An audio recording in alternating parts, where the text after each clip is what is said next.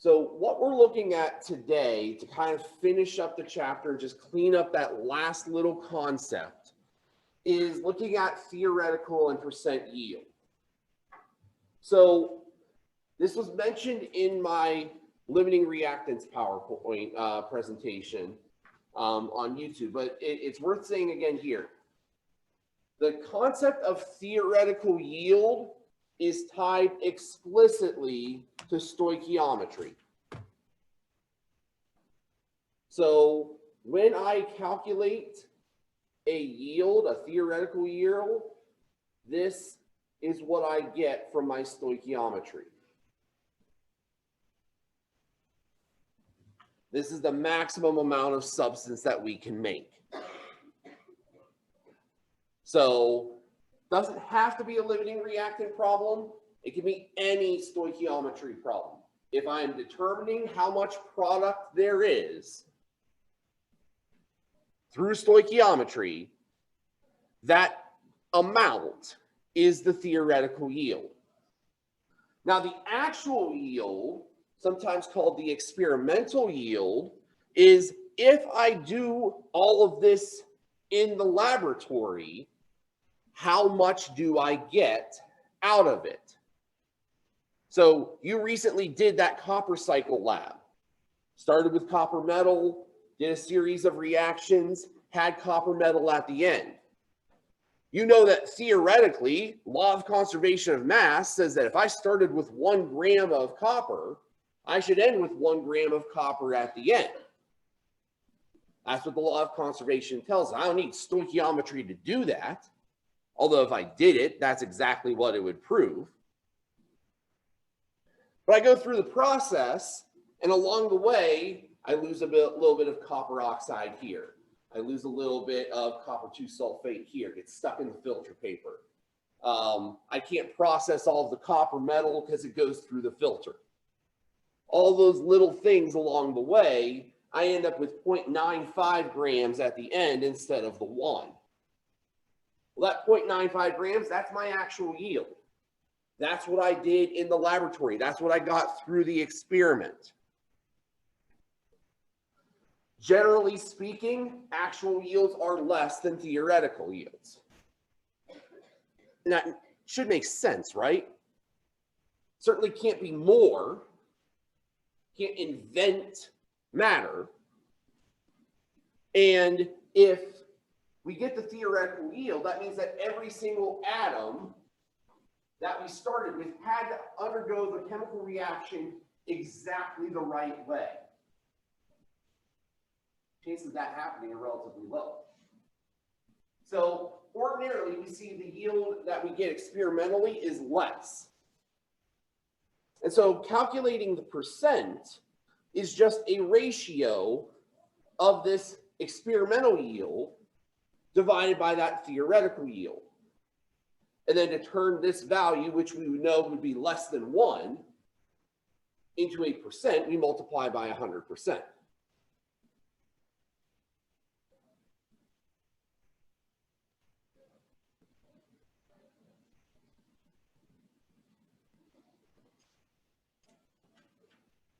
And so, again, theoretical yields have everything to do with stoichiometry.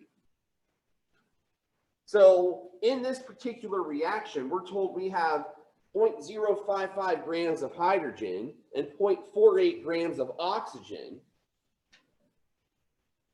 Now, if we do the math here,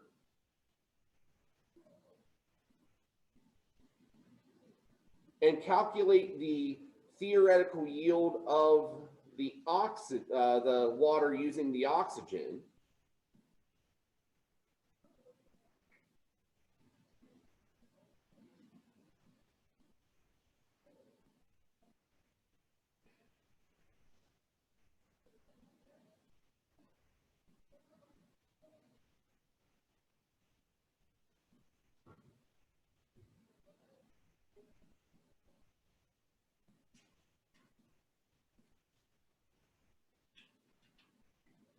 process we would undergo follows the same line of stoichiometry that we were doing on Monday. And if I follow the calculations through, 0.48 times 2 times 18.02 divided by 32 would give us 0.54 grams of water. So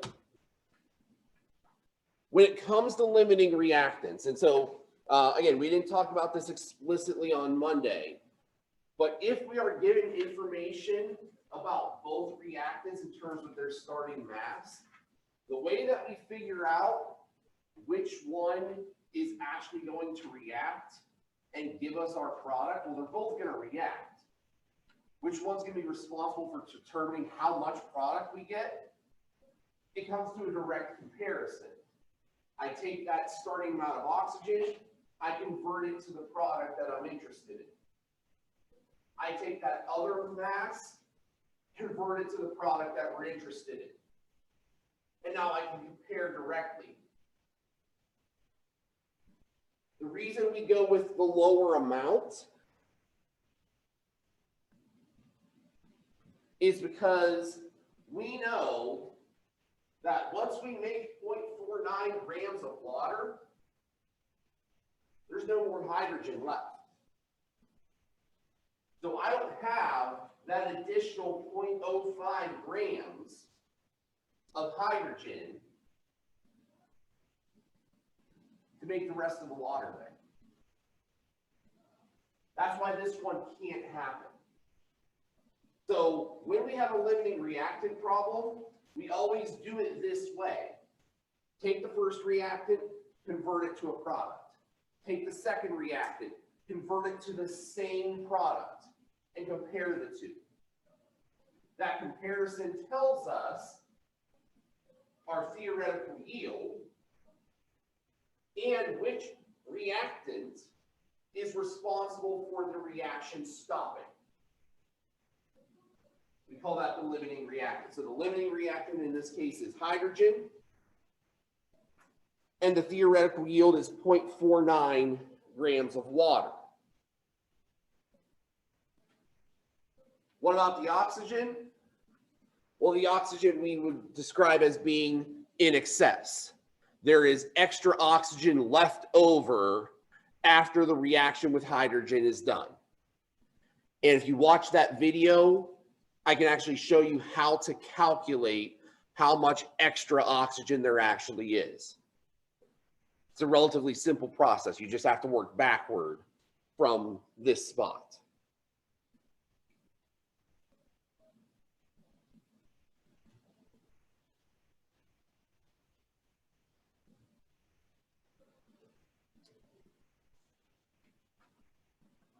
All right, so let's do an example problem here to close out chapter 7. And we're going to make one slight modification to it. We're going to take out this excess nitrogen and turn it into a limiting reactant problem.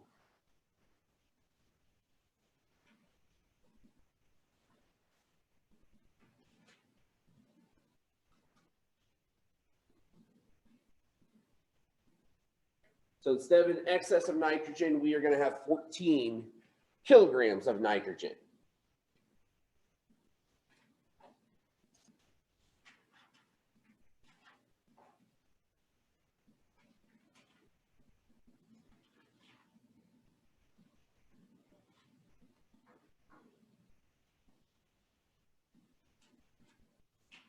So how do we attack the problem here? So first we need to figure out what the limiting reactant is and what the theoretical yield is. So if I start with my 6 kilograms of hydrogen. Now, one important note here. We're given molar masses in grams per mole. One thing that we could do is we could convert all these kilograms into grams so that they cancel out. And we could do that. What we could also recognize, however, is that the mole ratio, the mole relationships, work on the kilo scale as well as the base scale.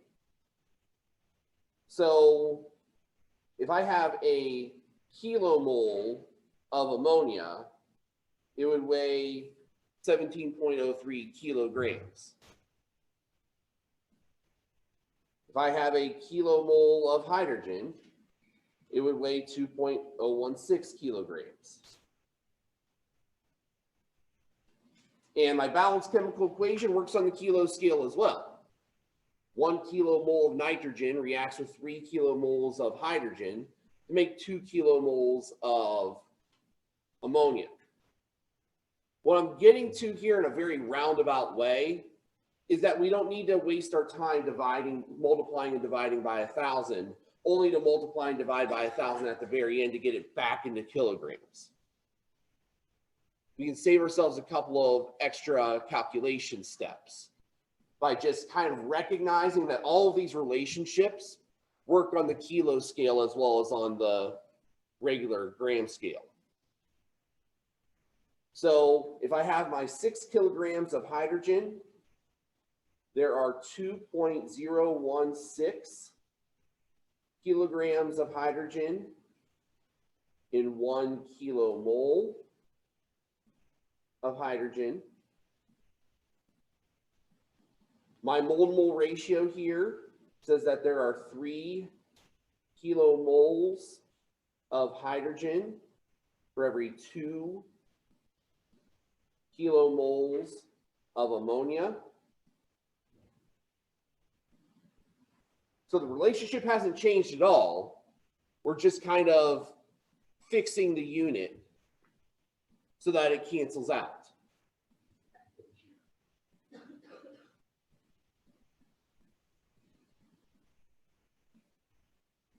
And then finally, 1 kilomole of ammonia is 17.03 kilograms. So if I follow this through, 6 times 2 times 17.03 divided by 2.016 divided by 3, we would get 33.8 kilograms of ammonia.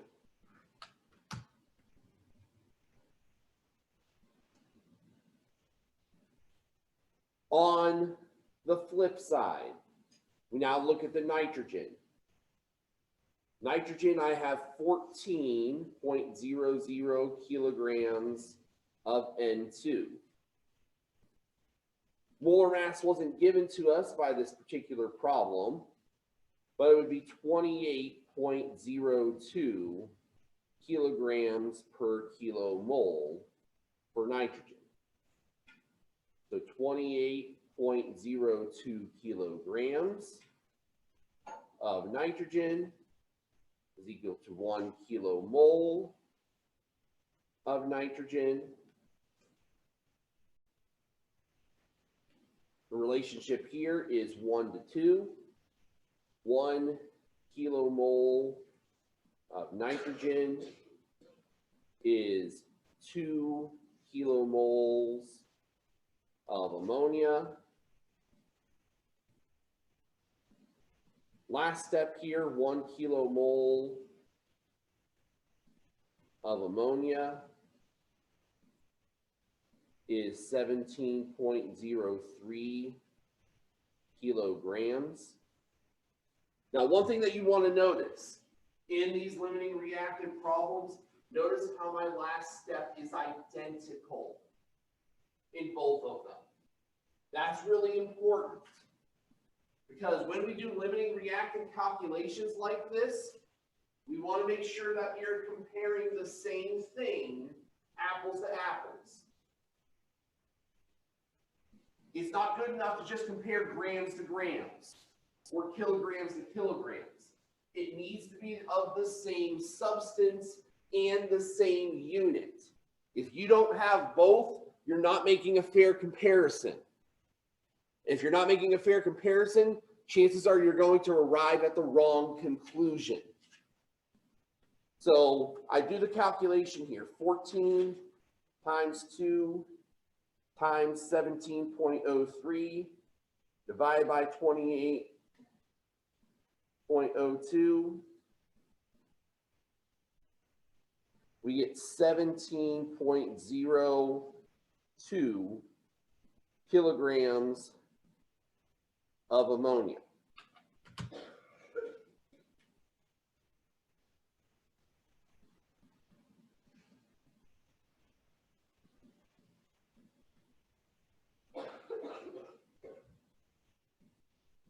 So what do we conclude from this? First of all, we need to conclude that this 17.02 kilograms is way less than what we got from the hydrogen. So what that means is that the nitrogen is our limiting reactant, and that the hydrogen is in excess. You got too much of it. The other thing that we need to recognize is that because the nitrogen is the limiting reactant, its yield is the theoretical yield of ammonia.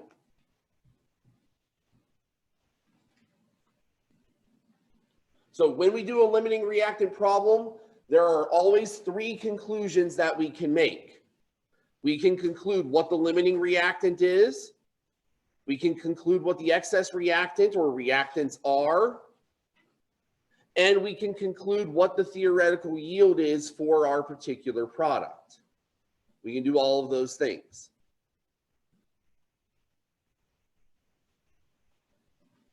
To answer the actual question here, what the percent yield is, well, this is my theoretical yield, so percent is equal to actual yield over theoretical yield times 100%.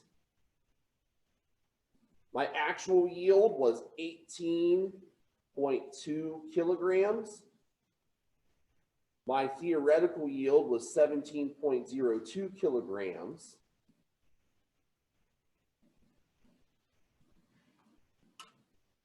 $18.2 divided by 17.02 times 100%, rounded to 3 significant figures, would give me a 107% yield.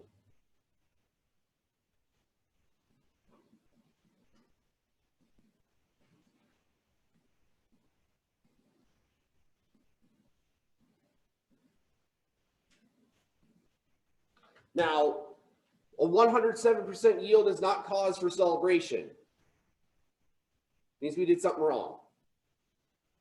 Maybe we've got some contamination in our ammonia. Maybe some of the excess hydrogen's mixed into it. Something's not right. So if you get a yield that is greater than 100%, you didn't break some amazing law of physics and chemistry. You made a mistake somewhere. In this particular case, the mistake was me only giving 14 kilograms of nitrogen when obviously we would have needed more. But that's what happens when you make up a problem on the fly.